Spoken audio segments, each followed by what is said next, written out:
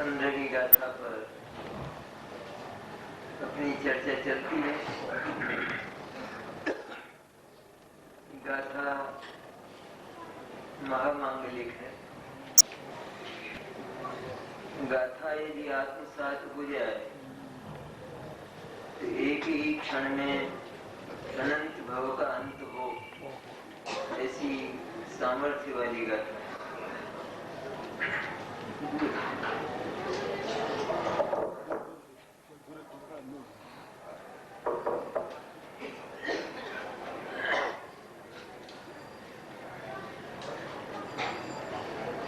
चौदहवीं गाथा में आचार्य देव ने श्रद्धा, सम्यक दर्शन के विषय को स्पष्ट किया। 5 भाव स्वरूप एक आत्म तत्व है, शुद्ध परिशुद्ध, सदा एक रूप रहने वाला।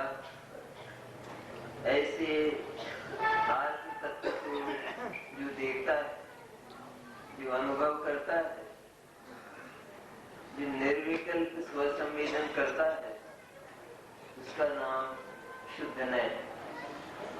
और शुद्धनय अर्थात सम्यक दर्शन, ज्ञान की ओर से कहा जाए तो शुद्धनय है। श्रद्धा की ओर से कहा जाए तो सम्यक दर्शन। उसी को प्रकारांतर से 15वीं गाथा में आचार्य दोहराते हुए एक गंभीर बात है। अपनी चर्चा पहले आत्मा के अटकने के जो 5 स्थान हैं मुख्य, मिथ्या दर्शन के तो असंख्यात लोक प्रमाण स्थान हैं, लेकिन स्वयं आत्मा के साथ जो भाव पाए जाते हैं, उन भावों में अटकना, उनको अहम देना,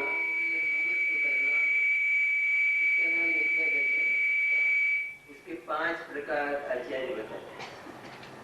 उन्हें 3 प्रकार की चर्चा अपन ने की। पहला था कि आत्मा को अज्ञानी सदा ही कर्म में देखता है। आत्मा के साथ कर्म है, इसका निषेध नहीं।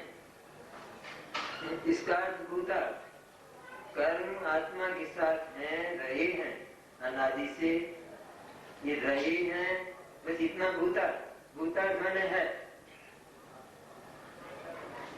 लेकिन आत्मा कर्म में हुआ ऐसा बिल्कुल नहीं है, इसलिए वो अभूतार्थ।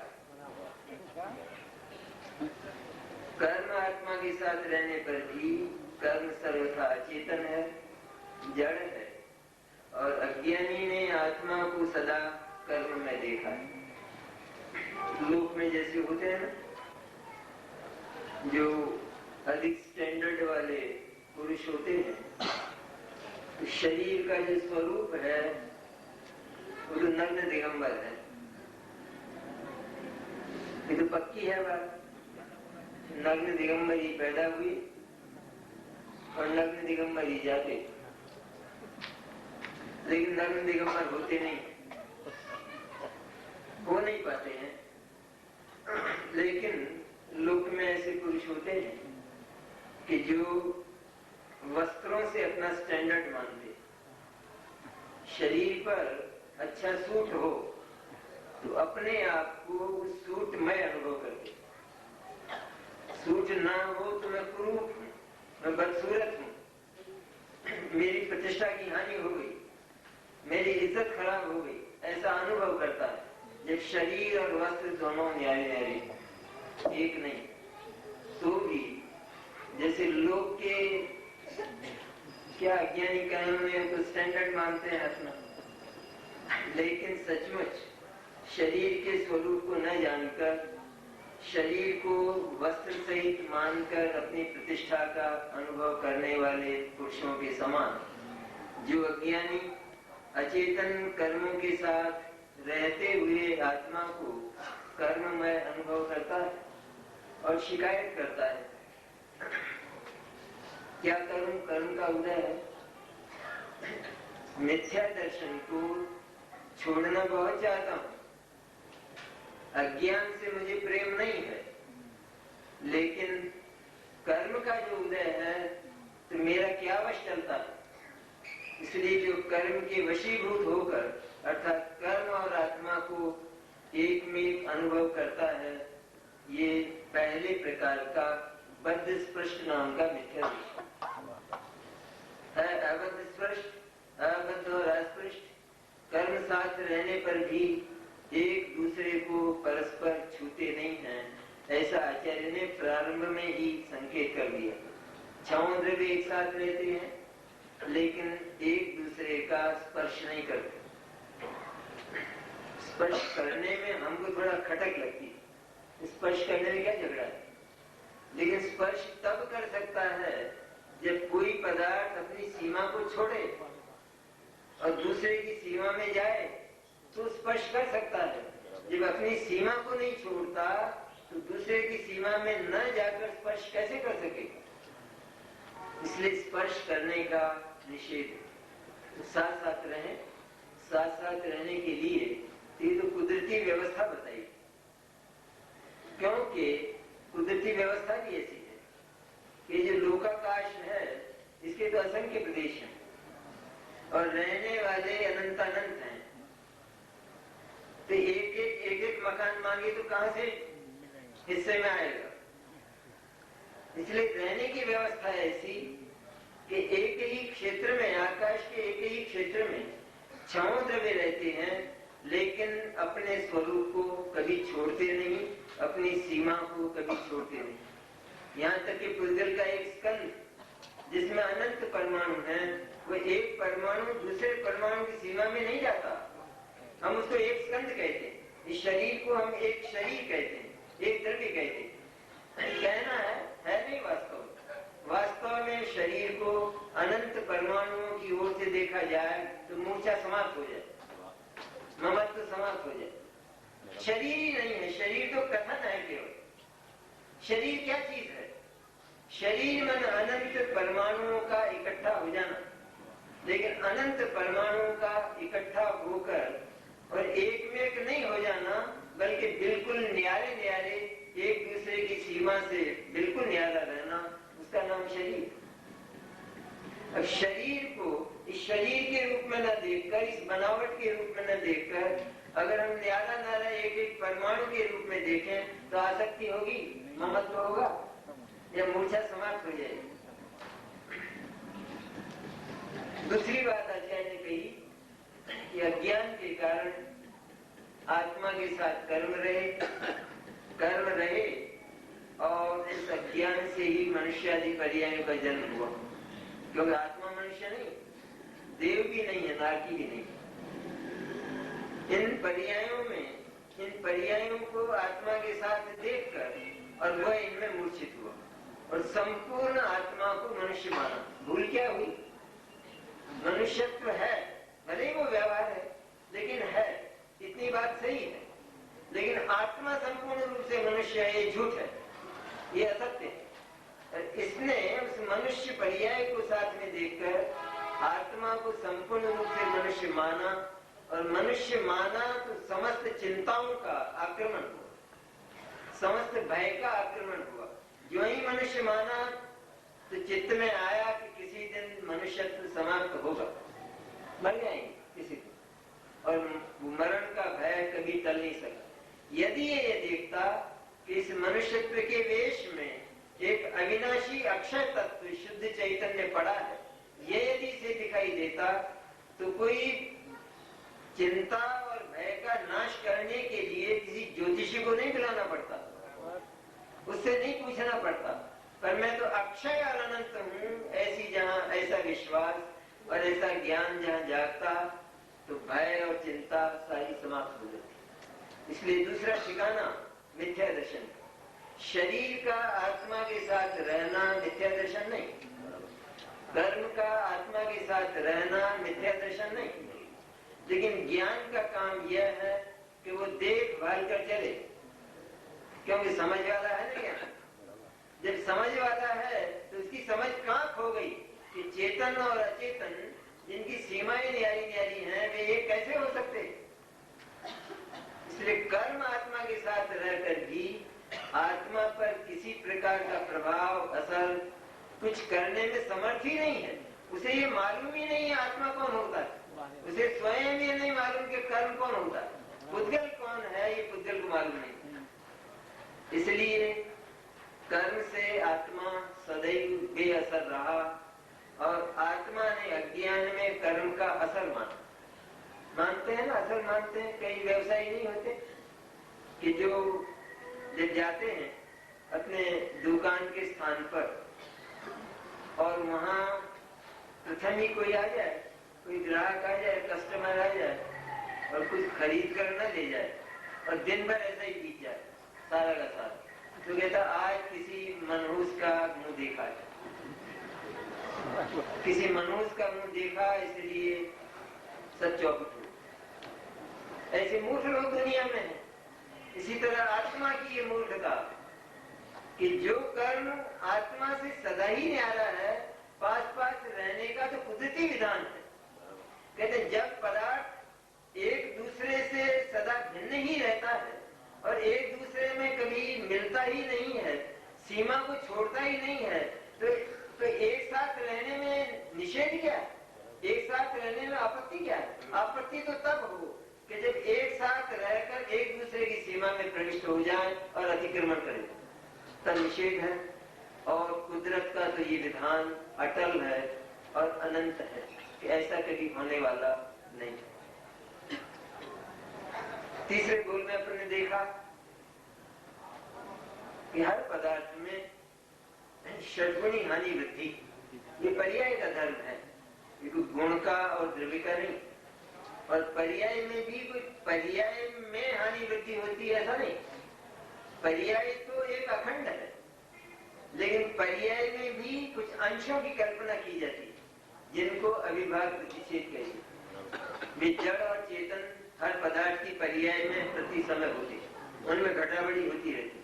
एक ही समय में 6 प्रकार की हानि और 6 प्रकार की वृद्धि होती है। 6 प्रकार की हानि और 6 प्रकार की वृद्धि ये पर्याय का धर्म है, ये द्रव्य का धर्म नहीं। द्रव्य उस समय संलग्न पूरा का पूरा है, वो पूर्ण है। इसलिए हानि और वृद्धि की ओर से अगर देखें तो हमें आत्मा घटता और बढ़ता दिखाई देगा। हानि और वृद्धि में यदि ममत्व होगा और ये मानेंगे कि ये हानि और वृद्धि ये मेरे में, मेरे चैतन्य में ही हो रही है, षड्गुणी हानि वृद्धि मेरे चैतन्य में ही हो रही है, ऐसा जब मानेगा तो उसको षड्गुणी हानि वृद्धि में क्लेश होगा। ये हानि हुई, ये वृद्धि हुई। और जब ये देखेगा कि हानि और वृद्धि के बीच में संपूर्ण चैतन्य एक अखंड पड़ा, ऐसा जब बोध हुआ, सम्यक बोध, निश्चय बोध, जिसकी अभी चर्चा हुई बहुत गंभीर सुनी अपन ने, तो हानि और वृद्धि के बीच में आत्मा हानि और वृद्धि से रहित अर्थात नियत है। ये अनियत स्वभाव, तो अनियत स्वभाव है पर्याय का, वो मिथ्या दर्शन नहीं। लेकिन आत्मा को अनियत स्वभाव के साथ जोड़कर अनियत मानना, अनियत अनुभव करना, उसका नाम मिथ्या दर्शन। ये तीसरे प्रकार का। चौथे प्रकार में आचार्य कहते हैं कि आत्मा में अनंत गुण है और हर गुण का स्वरूप न्यारा न्यारा है। एक गुण कभी भी दूसरे गुण रूप नहीं होता। प्रत्येक गुण न्यारा न्यारा ही रहता है और अपने स्वरूप से कभी च्युत नहीं होता। ज्ञान कभी दर्शन नहीं होता, दर्शन कभी ज्ञान नहीं होता, ये सब है। लेकिन ये जो अनंत गुण है, ये अनंत गुण उस एक ज्ञायक आत्मा के साथ, चैतन्य तत्व के साथ एक में है न्यारे न्यारे स्वरूप से। स्वरूप की अपेक्षा देखें तो ज्ञान का काम न्यारा, दर्शन का काम न्यारा। लेकिन उस आत्मा की ओर से देखें तो सारे उन गुणों को, जिसको सात्विक गाथा में पर्याय का, कि अनंत पर्यायों को एक ही तत्व, एक ही चैतन्य पी कर बैठा। इन अनंत गुणों को एक ही आत्मा पीकर बैठा है, ऐसा न जानकर मैं ज्ञान वाला हूँ, मैं दर्शन वाला हूँ इत्यादि इन गुणों में अटकना और गुणों में अटक कर ये विश्वास करना कि क्योंकि ये आत्मा के शुद्ध गुण है, ज्ञान आत्मा का शुद्ध गुण है, चारित्र आत्मा का शुद्ध गुण है, आनंद आत्मा का शुद्ध गुण है, इस तरह आत्मा के गुणों का चिंतन करते करते मुझे आत्मा मिल जाएगा, अनुभूति हो जाएगी।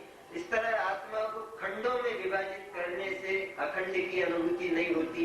ये खंड की अंश की जो मूर्छा है उसका नाम विशेष है और आत्मा अविशेष निर्विशेष है। विशेष सहित निर्विशेष है, लेकिन जो विशेष है क्योंकि एक एक जो गुण है उसका स्वरूप न्यारा न्यारा है और जितने भी गुण हैं वे उस एक द्रव्य के अंश हैं, अंश हैं सारे के सारे। अंश के अनुभव में न अंश के विश्वास में, अर्थात मैं ज्ञान स्वरूप हूँ, मैं दर्शन स्वरूप हूँ इत्यादि, इस तरह के विश्वास में अखंड की अनुभूति तीन काल में भी नहीं होती। विचार दशा में जिस समय आत्मा का ज्ञायक का महत्व आता है, एक तूफानी महत्व आता है, जैसे करलब्ध की बात आई अभी, वो एक तूफानी महत्व चाल है।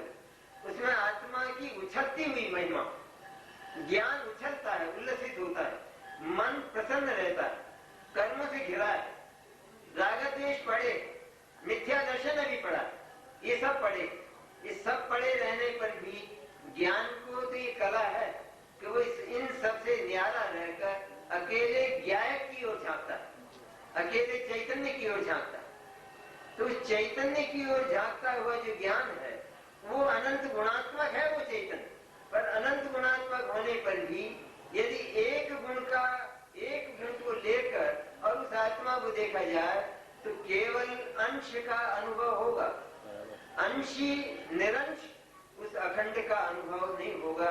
इसलिए गुण भले ही निर्मल है, जैसे आज द्रव्य निर्मल है इस तरह गुण भी निर्मल है, जैसे द्रव्य नित्य है वैसे गुण भी नित्य है, ये सब है। लेकिन गुण शुद्ध होने पर भी गुण की जो दृष्टि है, गुण का जो ममत्व है, उसका नाम मिथ्या दर्शन। इसलिए विशेष होने पर भी सचमुच विशेष की दृष्टि अर्थात विशेष का ममत्व न होकर विशेषमय जो निर्विशेष है, सामान्य है, सदृश है, एक रूप है, ऐसा जो शुद्ध चैतन्य है उसकी दृष्टि में उसका ममत्व, उसका अहम, उसका नाम सम्यक दर्शन। इस तरह विशेष की मूर्छा चलती है।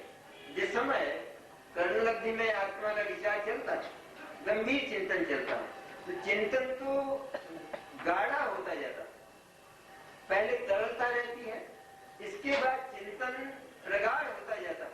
प्रगाढ़ में अकेला शुद्ध ज्ञायक बस इतना विकल्प ज्ञान में रहता है, इससे अधिक नहीं। मतलब गुणों के जो भेद हैं वे भी अस्त हो जाते हैं और अकेला ज्ञायक ये रहने पर भी क्योंकि उस ज्ञायक के साथ अभी ज्ञान एकाकार नहीं हुआ और उस ज्ञायक को अपने भीतर प्रतिष्ठित नहीं किया, पर उस ज्ञायक संबंधी भी ज्ञान में विकल्प विद्यमान है, इतनी तरलता है, इतना अभी चंचलता है ज्ञान में। इसलिए चंचलता होने के कारण, लेकिन जो ज्ञान इस ज्ञायक का चिंतन करता हुआ ज्ञायक की महिमा में सविकल्प प्रवर्तमान है, उसको इस सविकल्प ज्ञान की जो कक्षा है वो हे कक्षा है, वो उपाधि कक्षा है। ये विचार कोटि उसे हे कक्षा में है। जिसे विचार कोटि उपाधि कक्षा में होती है उसके मिथ्यात्व दशा में वह कभी भी पक्ष का अतिक्रमण नहीं होता, वो पक्षातिक्रांत नहीं होता। पक्षातिक्रांत कौन होता है कि जिसे शुद्ध नय का भी पक्ष नहीं, शुद्ध नय का निश्चय नय का पक्ष नहीं हो, निश्चय नय का विषय जो शुद्ध ज्ञायक तत्व है उसका विचार करना भी जिसे इष्ट नहीं, उसका चिंतन करना भी जिसे इष्ट नहीं, क्योंकि विचार नहीं चाहिए। विचार में वस्तु का विचार होता है, लेकिन विचार में वस्तु नहीं आती।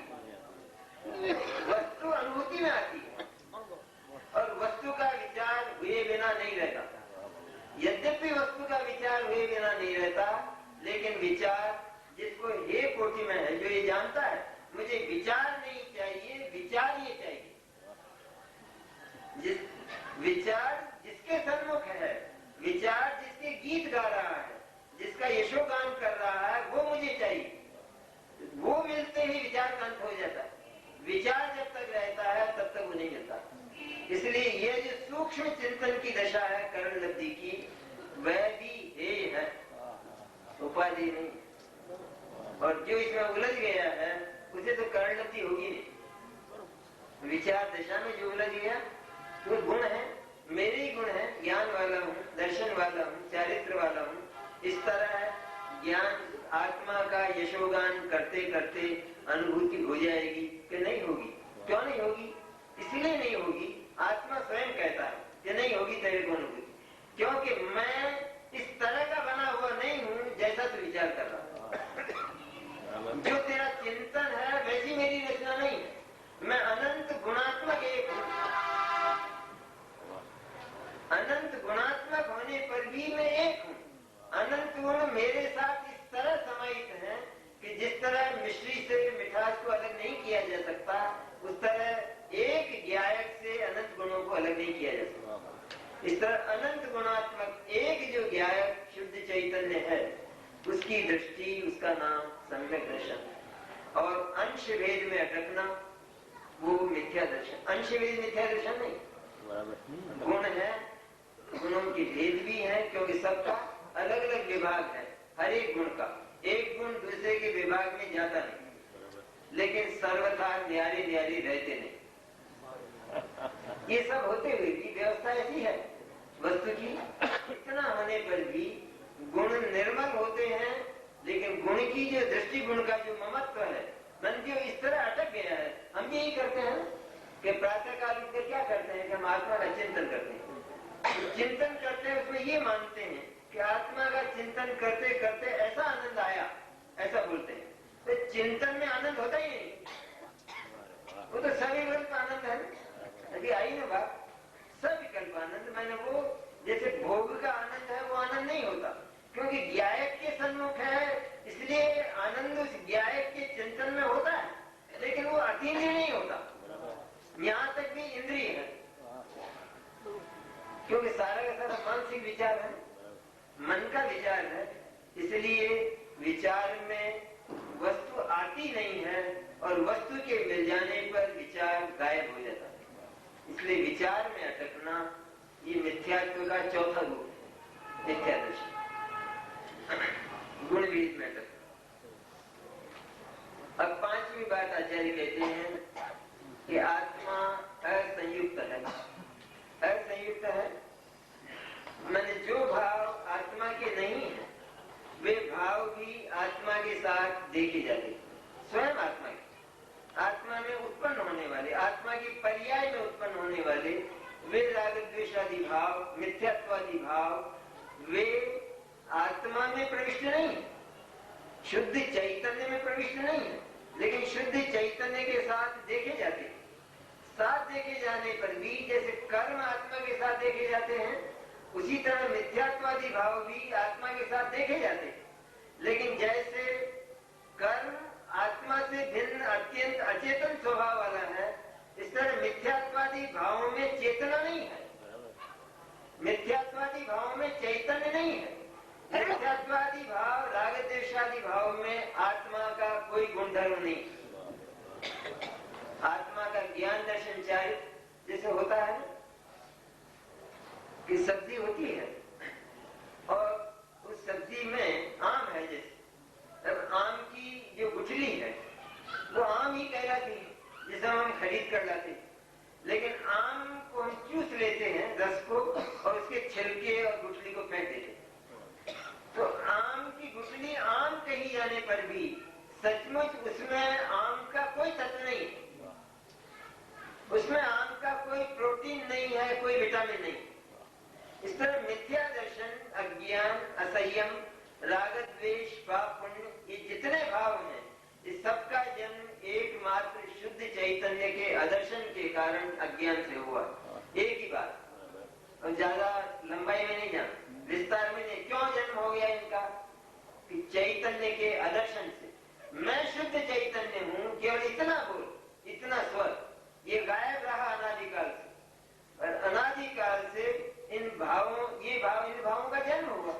शुद्ध चैतन्य का आदर्शन रहा, मैंने शुद्ध चैतन्य में अहम नहीं रहा, मैं एकमात्र शुद्ध जीवात्मिकाय हूँ और है, इसमें संदेह नहीं है। ये बात अनादिकाल से जानने में नहीं आई, तब श्रद्धा और ज्ञान वे अपना काम तो करते। तो जब श्रद्धा का विषय शुद्ध चैतन्य नहीं बना, ज्ञान के संवेदन में शुद्ध चैतन्य नहीं आया, तो कुछ न कुछ तो आएगा, ऐसे ही पर्याय तो होगी। श्रद्धा की पर्याय भी होगी और ज्ञान की पर्याय भी होगी। श्रद्धा की पर्याय का काम यह है कि उसकी सीमा में पर है ही नहीं, उसकी सीमा में आत्मा ही है।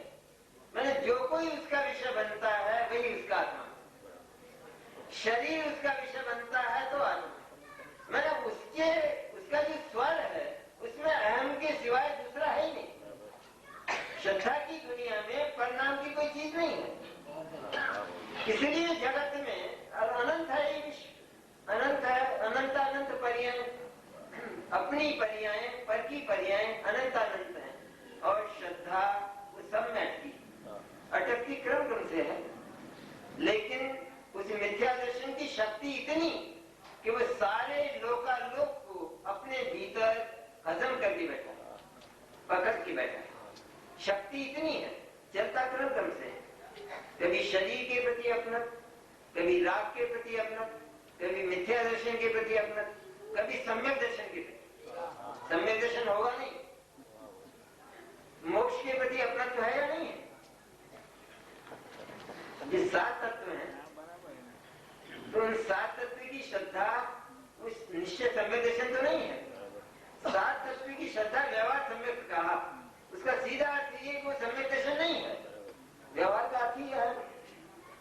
क्योंकि सम्यक दर्शन वो कोई 7 प्रकार का तो नहीं होता, और आत्मा भी 7 प्रकार का नहीं, आत्मा तो एक ही प्रकार का है।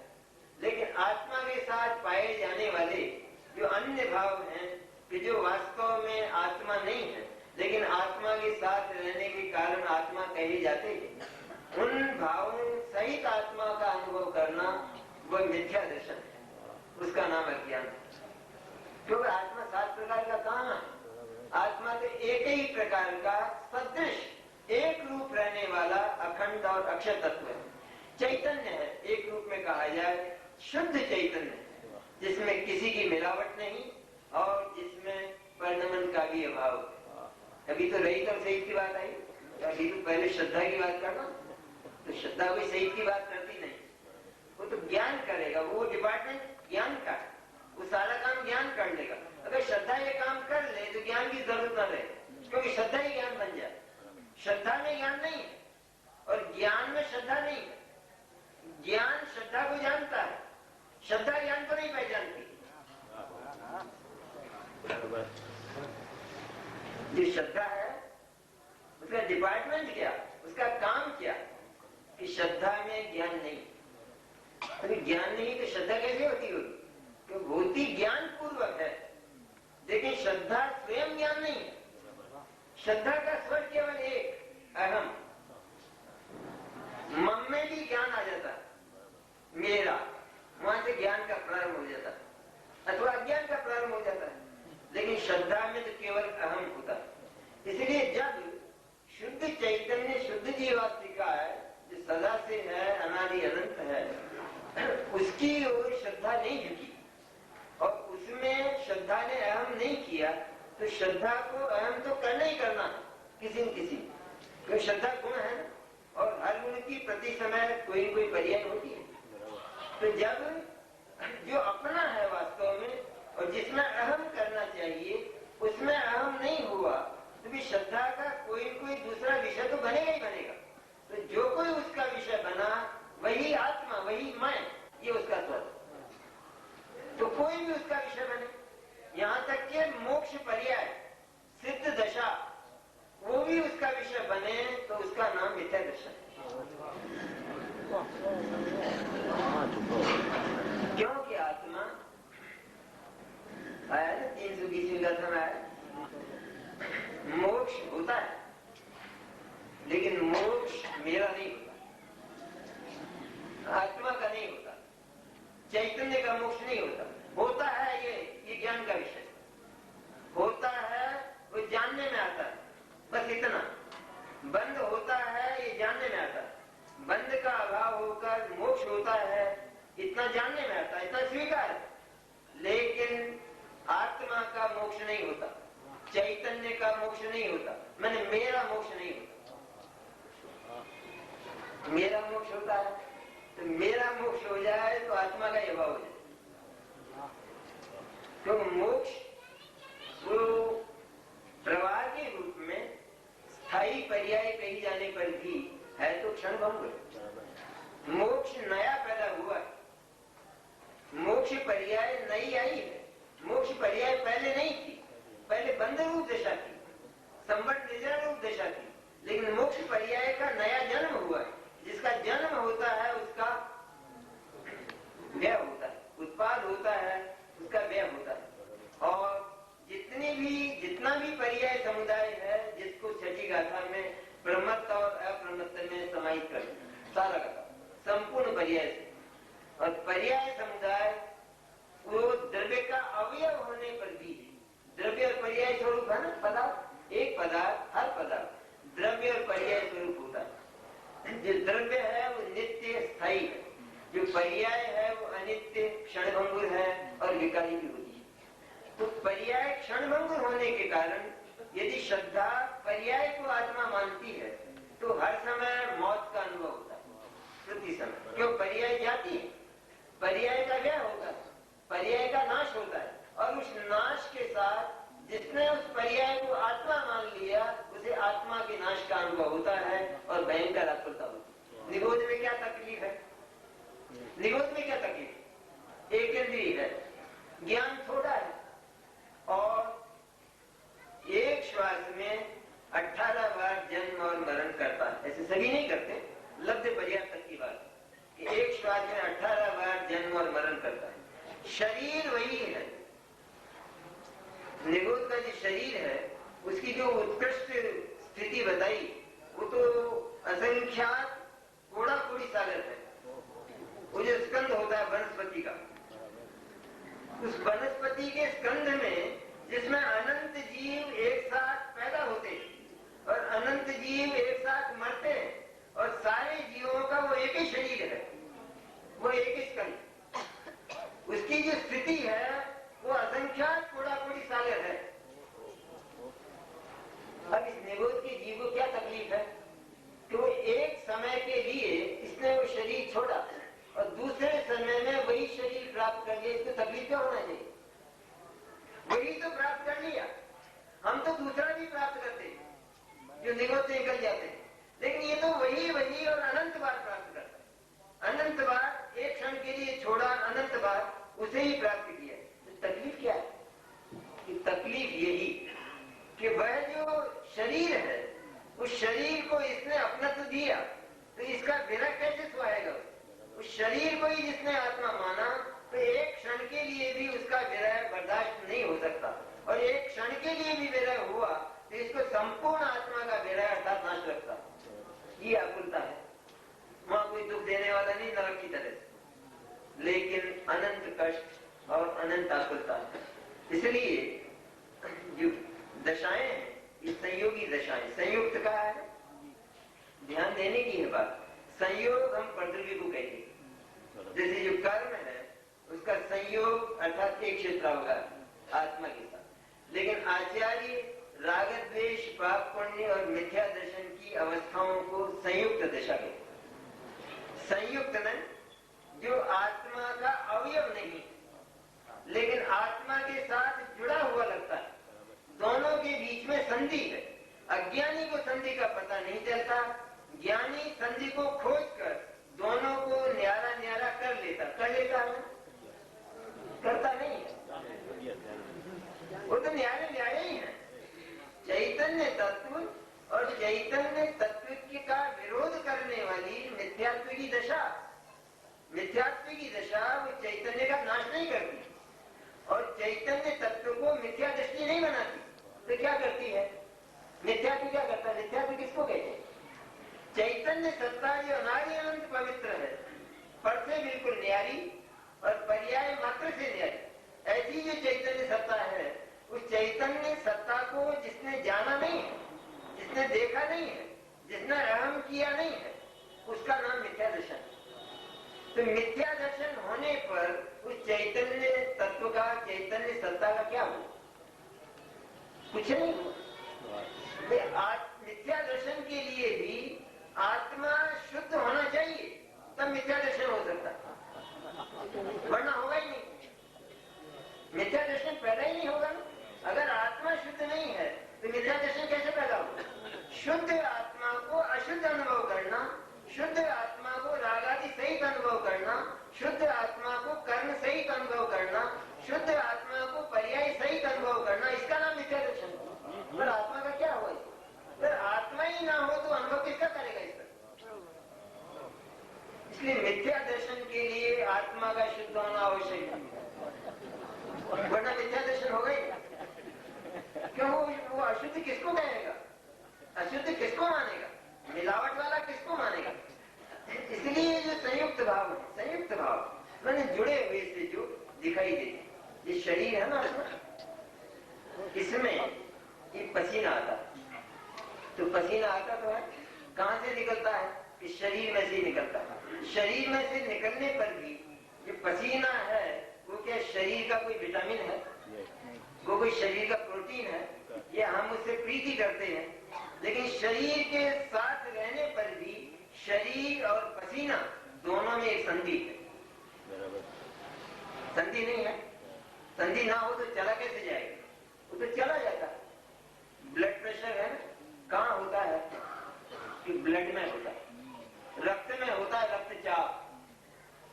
रक्त और रक्तचाप ये दोनों का एक स्थान कहते हैं, स्थान एक नहीं है वास्तव में। जिसे गाथा है ना, उपयोग में उपयोग है, क्रोध में कोई उपयोग नहीं। इस तरह रक्त और रक्तचाप, ब्लड और ब्लड प्रेशर, ये दोनों एक स्थान पर देखे जाने पर भी ब्लड में ब्लड प्रेशर नहीं और ब्लड प्रेशर में ब्लड नहीं। ये संधि कहाँ है? ये संधि डॉक्टर जानता है। डॉक्टर जानता है, जानता है तब दोनों न्यारे न्यारे तो है ही, तो न्यारे न्यारे हैं और स्पष्ट न्यारे न्यारे हो जाते हैं। मन निकट निकट है लेकिन न्यारे न्यारे, क्योंकि जो ब्लड प्रेशर है वो तो व्याधि है। ब्लड प्रेशर में ब्लड के कुछ देखे जाते हैं क्या? जो तत्व है ब्लड के, रक्त के तत्व, वो ब्लड प्रेशर में नहीं मिलते, लेकिन वो होता कहाँ है? कहते हड्डी में तो नहीं होता, तो कहाँ होता है? कि रक्त में होता है। रक्त में होने पर भी सचमुच रक्त ब्लड प्रेशर में नहीं, वो होने पर भी उन दोनों के बीच में एक संधि है जिसे विशेषज्ञ चिकित्सक जानता है, और वह औषधि का प्रयोग वहां करता है। औषधि के प्रयोग से दोनों न्यारे न्यारे तो थे ही और प्रकट रूप में न्यारे न्यारे हो गए। लेकिन यदि नहीं जानते हो तो, और कोई ये मानता हो कि मुझे ब्लड प्रेशर हो गया और ये जो खून मेरा है, जैसे मैं इसको अपना कहता हूं, उसी तरह मेरा ब्लड प्रेशर, ऐसा भी तो बोलते हैं। तो मेरा ब्लड और मेरा ब्लड प्रेशर दोनों एक ही बात है। हम मन में दोनों को एक ही मानते हैं। जैसे ब्लड में हमको आ सकती है, वैसे ब्लड प्रेशर में भी आ सकती है। मेरा ब्लड प्रेशर कहने पर भी जो चतुर व्यक्ति है वो आ सकता है, और मेरा ब्लड कहने पर उसमें आ सकता है। तो दोनों न्यारे न्यारे तत्व हुए ना, उसकी संधि को चतुर पुरुष जानता है। उसी तरह राग द्वेष, पाप पुण्य, मिथ्या दर्शन, अज्ञान, ये सारे के सारे इस चैतन्य के साथ ब्लड प्रेशर की तरह है। केवल आत्मा के क्यों कहे जाते हैं? ऐसा भी कहा कि आत्मा रागी द्वेषी, आत्मा के राग द्वेष, आत्मा मिथ्या दृष्टि, मिथ्या दर्शन आत्मा का। उसका अर्थ क्या है कि ये जो मिथ्या दर्शन और राग द्वेष के भाव हैं, ये कोई पत्थर में पैदा नहीं होते, ये कोई दीवार में पैदा नहीं होते। इनके पैदा होने का स्थान है वो केवल आत्मा की पर्याय है। ये बताने के लिए उनको आत्मा का कहा जाता है, लेकिन आत्मा मान लिया जाए तो अनर्थ नहीं हो जाता। वो तो आत्म विरोधी तत्व है, आत्मा कैसे हो जाएगी? हमारा जो उदर है, पेट है हमारा, उस पेट में और तो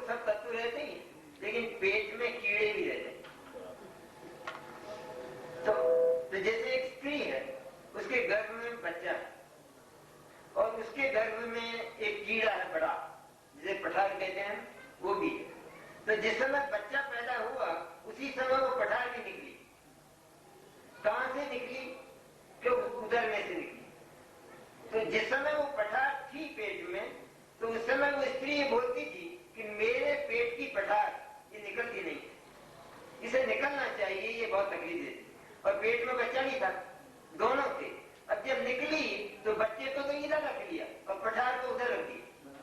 बराबर। ये क्या हुआ?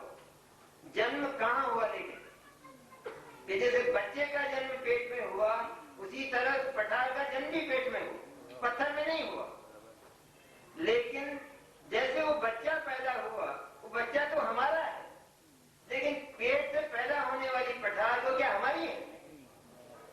और हमारा हमने कहा तो सही उसे, इसलिए कहा कि इसका जन्म यदि होता है तो यहाँ होता है, बस केवल इतना, ये बताने के लिए, माने अन्य द्रव्य से पृथक करने के लिए और ये बताने के लिए कि पठार पैदा होने का स्थान कौन सा है, ये बताने के लिए उसे हमारा कहा। लेकिन हमारा मान नहीं लिया। हमारा मान लिया होता तो एक स्तन से तो बच्चे को दूध पिलाती और दूसरे स्तन से पठार को दूध पिलाती, लेकिन ये तो होता ही नहीं। इसी तरह राग द्वेष पुण्य पाप के भाव वो ज्ञान नहीं है, वो आत्मा नहीं, उनमें ज्ञान नहीं है। राग द्वेष स्वयं ये नहीं जानते कि मैं राग हूं। भक्ति का भाव स्वयं ये नहीं जानता कि मैं भक्ति हूं। पुण्य का भाव स्वयं ये नहीं जानता कि मैं पुण्य हूं। पाप का भाव ये नहीं जानता कि मैं पाप हूं। और ज्ञान जानता है कि ये पुण्य है और ये पाप है। तो कौन हुआ आत्मा?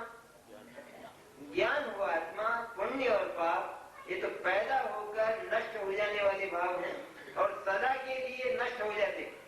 सदा के लिए नष्ट जो हो गया वो तो आया था और चला गया। जैसे व्यवहार में हम बोलते हैं कि मुझे बुखार आ गया, तो किसी ने पूछा कहां से आया, कितने मील चलकर आया, कौन से गांव से आया, क्या किसी ने ऐसा पूछा? लेकिन मुझे बुखार आ गया, उसका अर्थ क्या? उसका अर्थ यह है कि ये आया तो है, ये पैदा तो यही होता है, ये पैदा किसी दीवार में नहीं होता, यही पैदा होता है। लेकिन यहाँ पैदा होने पर भी यह मैं नहीं हूं, ये विजातीय तत्व है, ये कोई दूसरा मैटर है और यह आया है तो चला जाने वाला है और मैं पूरा का पूरा रह जाने वाला हूं। इसी तरह जितने भी ये संयुक्त भाव है, इसके लिए तो पुरुषार्थ सिद्धि उपाय में बहुत सुंदर था, बहुत ही सुंदर था कि भाव का बीज क्या है, संसार की उत्पत्ति का बीज क्या है, कहां से पैदा होता संसार, कि आत्मा जिन भावों से युक्त नहीं है उन भावों से आत्मा को युक्त देखना, ये भाव का बीज है। तो वो कौन से भाव हैं? कि वे भाव जो चैतन्य से मेल नहीं खाते, चैतन्य से अनमेल है। राग का भाव चैतन्य इसलिए नहीं है, उसमें चेतना इसलिए नहीं है क्योंकि वो चैतन्य से अत्यंत पृथक है, बिल्कुल नहीं आ रहा, उसमें चेतना पाई नहीं जाती। क्यों नहीं पाई जाती है? क्योंकि आत्मा का जो स्वरूप है वो तो एक रूप और अपने स्वरूप में प्रतिष्ठित रहना, एक रूप रहना, अखंड रहना और अपने स्वरूप में अवस्थित रहना, ये तो आत्मा का स्वरूप। ऐसा तो नहीं है कि आत्मा कभी किसी दूसरे की ओर झांकता हो, किसी दूसरे की ओर ताकता हो, ऐसा तो आत्मा का स्वरूप नहीं। और राग का भाव हमेशा ही दूसरे की ओर झांकता हुआ पैदा होता है, पाप का भाव हमेशा ही दूसरे की ओर झांकता हुआ पैदा होता है, दूसरे के होने पर ही होता है, पर आत्मा किसी के होने पर नहीं होता। पाप का भाव कर्म के होने पर होता है अथवा नो कर्म के होने पर होता है। भोजन होता है तो भोजन का भाव होता है, भोजन से भोजन का भाव नहीं होता, लेकिन जिस समय भोजन का भाव होता है तो वहां पर भोजन होता है, भोजन का अस्तित्व है। लेकिन आत्मा ऐसा तो नहीं है कि जो किसी के होने पर होता है। आत्मा कौन से कर्म के उदय में होता है और कौन से कर्म के नाश में चला जाता है। लेकिन ये भाव तो कर्म का उदय होता है तो पुण्य और पाप देखे जाते हैं, नो कर्म होते हैं तो पुण्य और पाप देखे जाते हैं, और वे कर्म चले जाते हैं तो उन्हीं के साथ पुण्य और पाप के भाव चले जाते हैं और आत्मा पूरा का पूरा बच जाता है। इस तरह ये संयुक्त भाव है, संयुक्त भाव है, संयोगी भाव है, ये वास्तव में आत्मा नहीं। एक बड़ा सुंदर लक्षण दिया, मूलाचार है तो चढ़ना नहीं होगा कदम, लेकिन उसमें बड़ा सुंदर लक्षण दिया कि अनात्मनीन भावस्य आत्म भावम संयोग। क्या विचित्र है कि जो भाव आत्मा के नहीं है उन भावों को आत्मा मानना, इसका नाम संयोग है। इसे मिथ्या दर्शन संयोग है, राग द्वेष संयोग है, पुण्य और पाप संयोग है। संयोग इसलिए है क्योंकि ये आत्मा से विपरीत बोलते हैं, सदा ही इनका स्वर आत्मा से विपरीत रहता है। इसलिए ये भाव सचमुच आत्मा नहीं है। आत्मा और इनके बीच में आत्मा चेतना सर्वत्र, मन उसमें चेतना ही चेतना व्याप्त है। इन भावों में कहीं भी चेतना नहीं, कहीं भी नहीं है चेतना। जैसे आम का जो छिलका है, आम की जो गुठली है, उसमें आम का रस देखना चाहे तो नहीं मिलेगा। हम भले उसे आम कहें, उसका कारण, उसका एक प्रयोजन कि ये जो छिलका और ये जो गुठली है ये केवल आम में ही पाई जाती है, मौसमी में नहीं पाई जाती। इतनी पहचान के लिए हमने उसको कहा, लेकिन खरीदते समय भी माना नहीं, खरीदते समय भी नहीं मानते थे। खरीदते समय भी ये मानते थे कि इसमें आम तो जरा सा है कि जो मेरे उधर में जाने वाला है, बाकी सब बाहर रह जाने वाले। इसी तरह जितने भी ये अनात्मीय भाव हैं जो आत्मा से मेल खाते ही नहीं, क्योंकि आत्मा तो स्वरूप में प्रतिष्ठित रहने वाला, ज्ञान और आनंद में छकाछक रहने वाला एक अविनश्वर तत्व है। और ये भाव जब पैदा होते हैं तभी किसी न किसी के होने पर होते हैं। जो किसी न किसी के होने पर होता है वो मेरा नहीं है। तो सदा ही कर्मोदय में होने वाले भाव अथवा नौकर के होने पर होने वाले पुण्य और पाप के भाव, ये भाव आत्मा नहीं है। आत्मा और इनके बीच में एक संधि है, मिले हुए से दिखाई देते हैं। जो सोना खान से निकलता है तो उसमें किट और कालीमा ये दोनों साथ साथ रहते हैं, और स्वर्ण भी रहता है, तो दोनों मिलेंगे। जहां पर सोना है वहीं पर वो किट कालीमा भी, लेकिन सोने का एक कण भी किट कालीमा नहीं बनता, और किट कालीमा का एक भी कण को सोना नहीं बनता। दोनों साथ साथ रहते हैं, लेकिन जो परीक्षक है वो इनकी संधि को जानता है, और संधि को जानता है तभी दोनों न्यारे न्यारे हो जाते। न्यारे न्यारे ही है, मूल प्रकरण तो यह खास हो जाते हैं, वो बात हल्की है, हो जाते हैं न्यारे न्यारे हैं तो हो क्या जाते हैं, वो तो न्यारे न्यारे ही है। राग द्वेष पाप पुण्य के भाव, मिथ्या दर्शन का भाव, ये आत्मा से सर्वथा न्यारा ही है। चैतन्य से उसका कोई मेल मिलाप अथवा कोई समता चैतन्य की नहीं, उनमें चेतना पाई नहीं जाती। उसमें आत्मा अनंत गुण वाला है। अब राग द्वेष और मिथ्या दर्शन में आत्मा का कौन सा गुण पाया जाता है? क्या मिथ्या दर्शन में श्रद्धा गुण पाया जाता है? क्या मिथ्या दर्शन में ज्ञान गुण पाया जाता है? नहीं पाया जाता। इसलिए ये भाव सारे के सारे आत्मा के साथ देखे जाने पर और आत्मा की उस अज्ञान दशा से उत्पन्न होने के कारण आत्मा के कहे तो जाते हैं, क्योंकि इन्हें यदि आत्मा का न कहें तो हम आसमान की तरफ देखें मिथ्या दर्शन की, कि मिथ्या दर्शन कहाँ रहता है? शायद कोई आसमान में रहता हो, शायद कोई दीवार में रहता हो, शायद पाषाण में रहता हो, लेकिन पैदा होता है तो वो आत्मा जहां है वहीं पैदा होता है। बीज जो पैदा होता है तो वो मिट्टी में ही पैदा होता है, शिलाओं पर पैदा नहीं होता।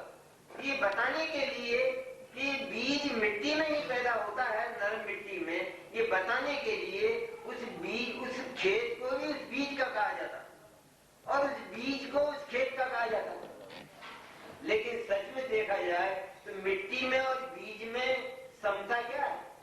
मिट्टी में और बीज में कभी समझौता होता ही नहीं, दोनों न्यारे न्यारे, और अंत में अलग होकर जो बीज है और बीज का जो फल है वो तो हमारे घर आ जाता है और मिट्टी खेत में रह जाती है। इसी तरह सारे ही भाव, जितने भी विकार हैं, ये विकारी परिणाम, वे विकारी परिणाम आत्मा कहे जाने पर भी ये बताने के लिए कि वे पैदा आत्मा की पर्याय में ही होते, लेकिन आत्म द्रव्य में उनका जन्म नहीं, आत्म द्रव्य उनसे सदा ही न्यारा, इसलिए उनको आत्मा कहा इसका नाम व्यवहार, और आत्मा का माना इसका नाम मिथ्या दर्शन। इस तरह ये 5 प्रकार के जो परिणाम हैं वे सचमुच आत्मा नहीं है, आत्मा के साथ पाए जाते हैं, लेकिन आत्मा के साथ पाए जाने पर भी अहम करने लायक और आत्मा मानने लायक नहीं है। आत्मा का सदा से इनके साथ ममत्व रहा, ये सारे के सारे मिथ्या दर्शन के स्थान, इनके साथ ममत्व कर, ये नहीं है मिथ्या दर्शन। लेकिन मिथ्या दर्शन इनके साथ ममत्व होना और चैतन्य के साथ चैतन्य से प्रीति तोड़ देना, उसका नाम मिथ्या दर्शन। इसलिए 5 प्रकार के भाव के अभाव स्वरूप जो आत्मा है, अबद्ध, अस्पृष्ट, अनन्य, नियत, अविशेष, असंयुक्त, ऐसे 5 भाव से एक ज्ञायक तत्व, एक चैतन्य, उसकी जो श्रद्धा अर्थात उसका जो अहम और उसका जो निर्विकल्प स्वसंवेदन है, उसका नाम सम्यक दर्शन। अब ज्ञान की ओर से गाथा में आचार्य बहुत गहरी और गंभीर बात करेंगे। जैसे अभी चर्चा आई ना, बात तो वही आने वाली है। आखिर जो वस्तु व्यवस्था है उसी का तो दिग्दर्शन सारे मनीषी करते हैं, आचार्य करते हैं। इसलिए ये जो गंभीर बात है, ये सचमुच आज मुमुक्षुओं को भी इस बात से इनकार है, और उसमें प्रश्न पैदा होते हैं, लेकिन उत्तर कोई नहीं चाहता है। सबसे बड़ी दुविधा यह है, और उसका उत्तर आचार्य देने वाले। क्योंकि एक अन्य प्रकार का मिथ्या दर्शन और बाकी है।